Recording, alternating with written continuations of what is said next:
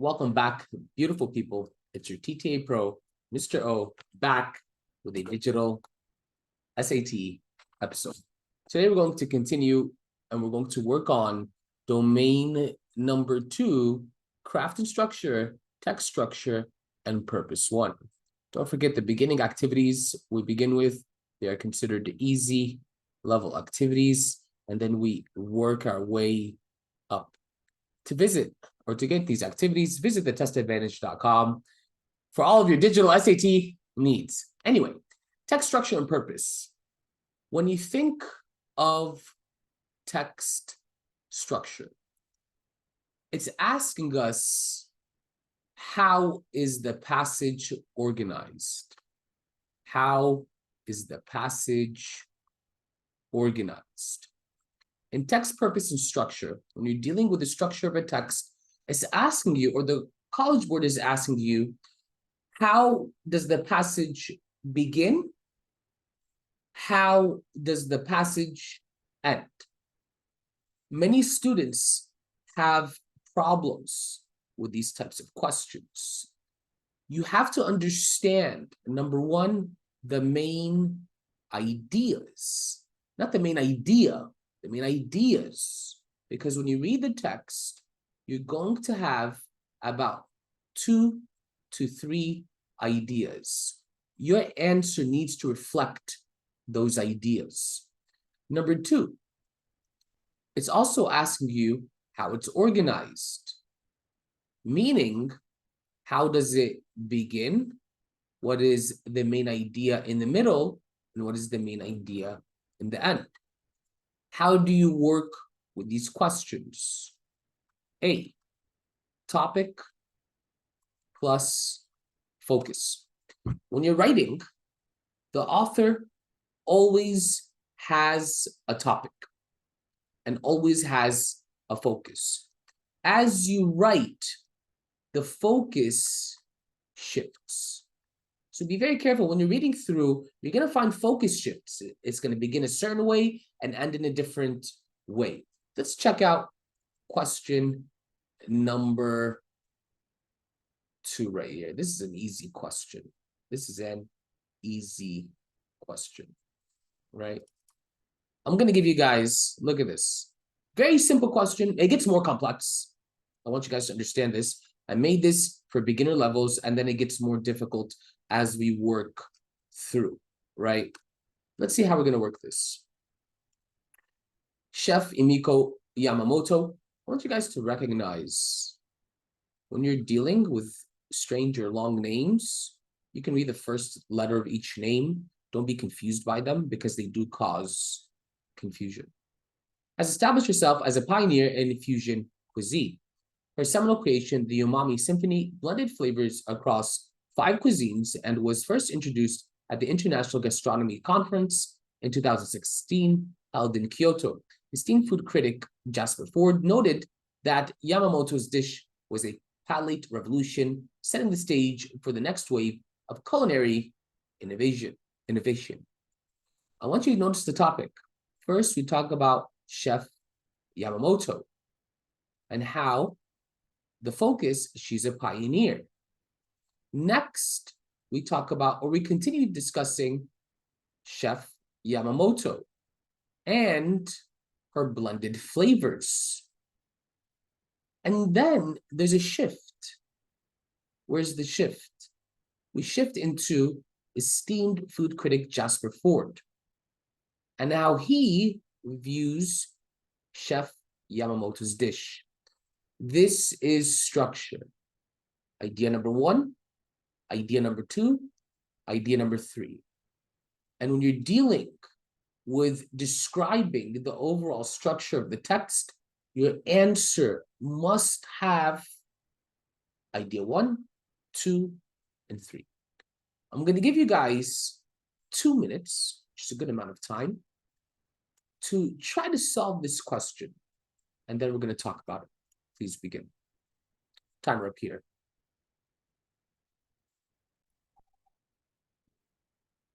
Like we said, it talks about the chef, right? Sentence number 1. and then the food she makes, and then the critic and his opinion, which is a good opinion. Look at answer A. It introduces a chef, details the unique dish she crafted, and explains the dish's impact on culinary trends, which indicates a palate revolution. So answer A. Answer B identifies a culinary conference. This is not how we begin. Answer C, it highlights a signature dish. This is not how we begin. Answer D, it discusses an innovative culinary technique. This is not how we begin. When you're dealing with structure, you deal with each sentence separately and then see the topic of each one. Let's try another example, right? Let's try another example. This one is a poem. It doesn't change what you're going to do. You're going to read the text, each line or two lines individually. Each one has a topic. Your answer needs to reflect these topics. I won't help you this time. Please begin. Let's read this. Even as we innovate in the digital realm, constructing virtual worlds with Code and Beam, even as we build vast networks in cyberspace, turning data deserts into forms of grace. I want you to notice this is the first half. You go from general information to specific information, general information to specific information. And it's all about what was built. We must always heed the limits of privacy. Its unfathomable scope, and the cyber shore's untouchable policy, the infinite firewall that guards our hope. Some people told me B. The speaker narrates the progress of digital architecture. Okay, maybe, while emphasizing the importance of ethical boundaries.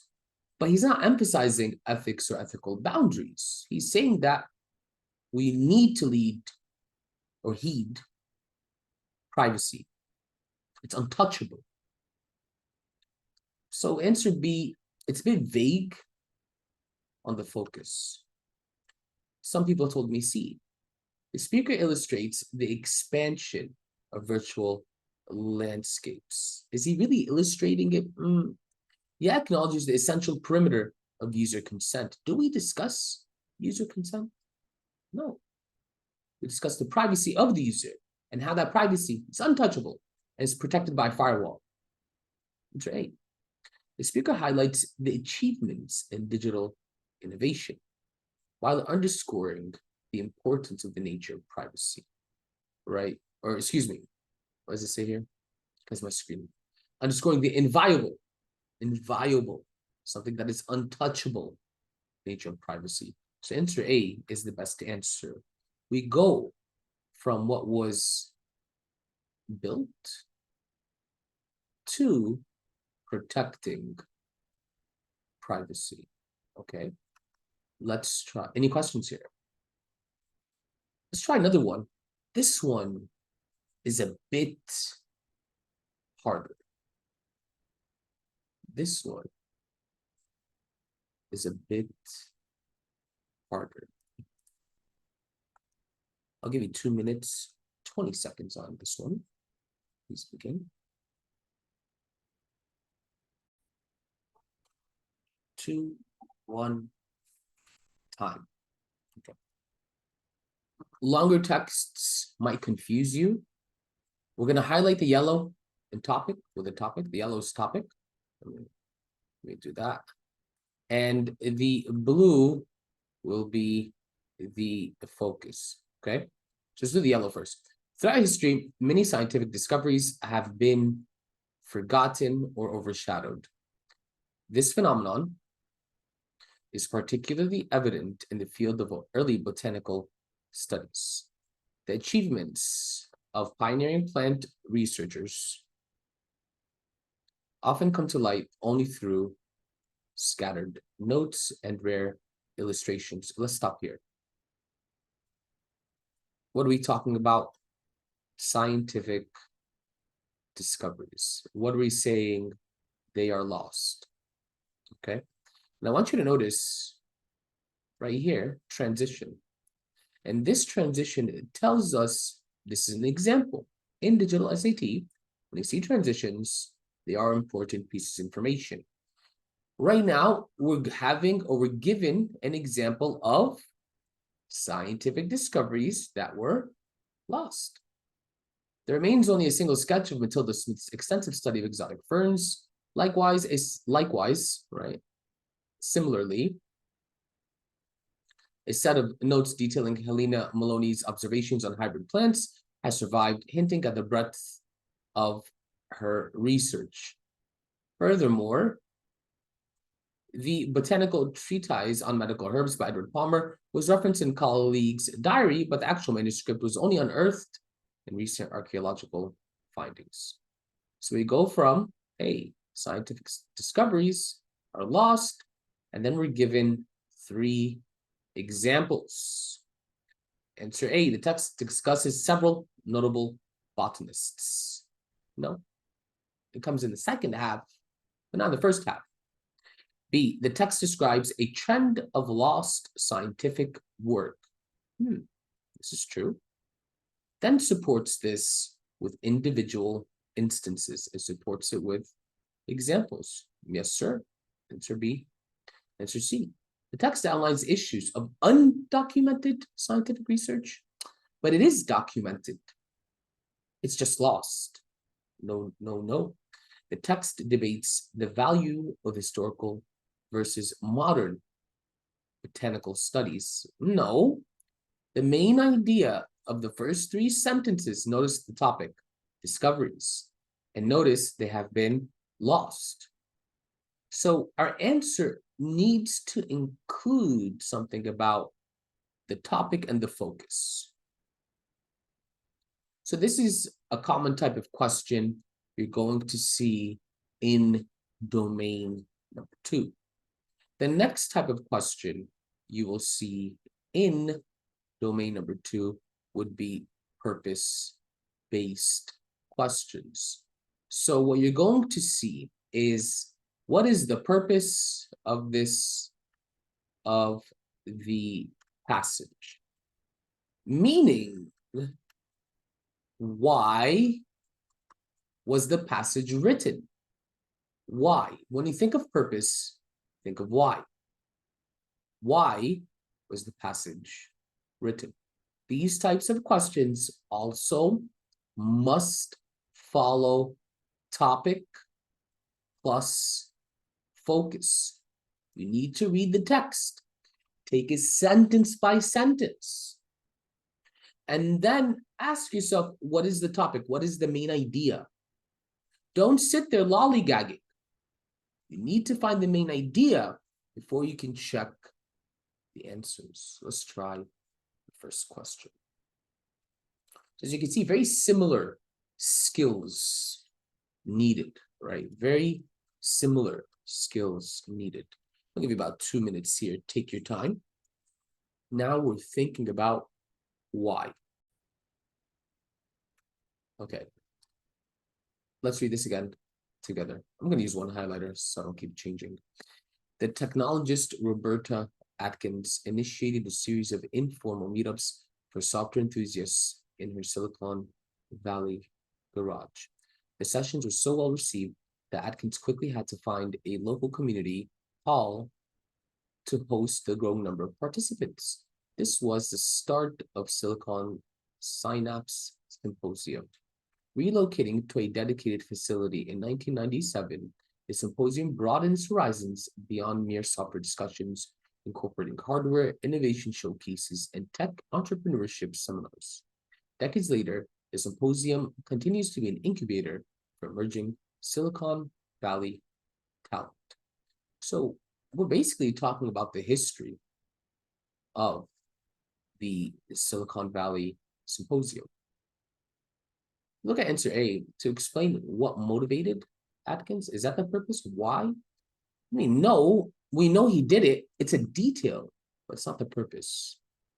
Because if it's what motivated, then all of the details will discuss what motivated him.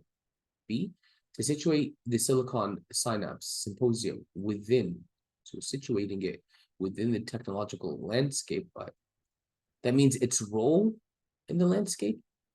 It's telling me what it does in relationship to other organizations. It can't be what it really worked, because maybe it's a detail, it incubates. Well, that's cool. That's not the whole purpose of the text. It doesn't tell me the role of it within Silicon Valley. To discuss why Silicon Synapse Symposium expanded its scope to include diverse tech-related activities. It just tells us it includes extra activities, but it doesn't tell us why. To provide an overview of the founding and mission of the symposium. Yeah, it's giving us an overview. It's giving us a summary of the history. Zoom out. Any questions with this one? Let's try another one. Okay. This one's a hard one. This one's a hard one.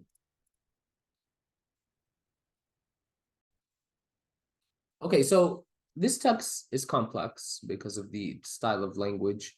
In the early 20th century, during a vibrant soiree in the heart of Paris, renowned mathematician Pierre Delange overheard an exchange peppered with sharp wit. A young man adorned with an outlandish brooch was the center of attention, engaging the crowd with his clever quips. Initially, Delange held the man in low regard, deeming the conversation trivial. However,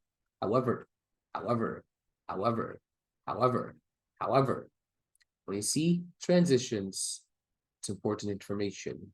As the evening unfolded, Delange found himself engrossed in dialogue with the young man, despite his initial misgivings, despite him having a bad impression of this young man. He, Delange, or Delange, whatever, was taken aback when he discovered the man, the one who had clever quips, outlandish brooch, center of attention, the one Delange disliked. He discovered the man was none other than the eminent physicist Louis de Broglie, right?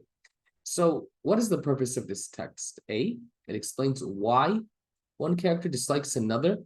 Well, we do know why, and there is some sort of explanation, right?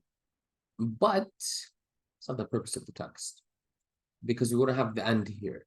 And the end here is actually where your money is at. It portrays the thoughts of the character, no thoughts of the character, who is embarrassed about his own behavior. Is Delange, or Delange, or Dela, I don't know how to say his name. Is he embarrassed of his own behavior?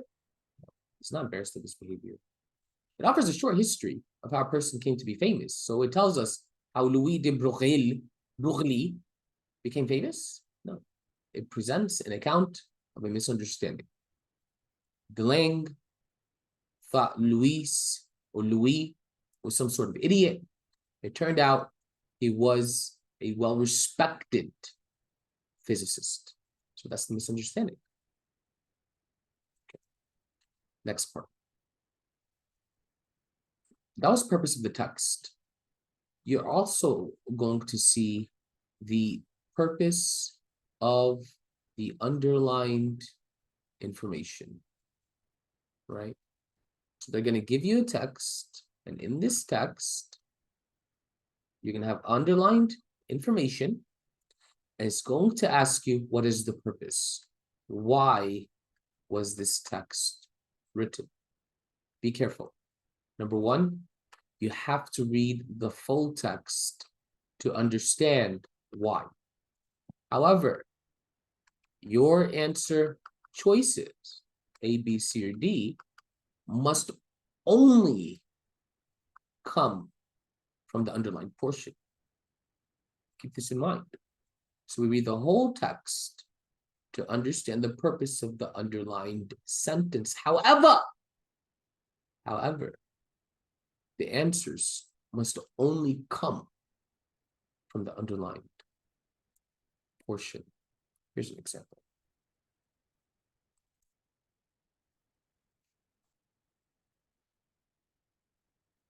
Here we go. Let's try this one. So this question comes, I think, most often after vocabulary in domain number 2. What is the function of the underlined sentence, right? And so this is the underlined sentence. Like we said, we read the full text. However, our answer can only be in the underlined portion. Everybody told me C emphasizes the intimate and long-standing relationship with the library. Why? The bookshelves leaned in gently, their spines lined with knowledge as they whispered secrets to him. So there's intimacy here because the whispering, a long-standing relationship, secrets. So it's clear from the text, Eli loves him some books. Boy, let's try another one. And this is the hardest one in this group. Okay. I'll give you about 2 minutes. Take your time. Okay, so this is the final question here. Most people get this one incorrect. We read the text, cool. Most people either say B or they say D. It can't be D. It outlines a strategy for startups to expand their market presence. This is not an outline of the strategy. It's the actual strategy itself. It's not an outline of the strategy. This text is the outline of the strategy. It's answer B. It identifies a new trend in startup marketing and illustrates its implementation. This shows us how it would be done. So this was domain number 2, text and purpose. If you're watching the video, hope you enjoyed it. Go to the activities. You can learn anything. Mr. Seva, out.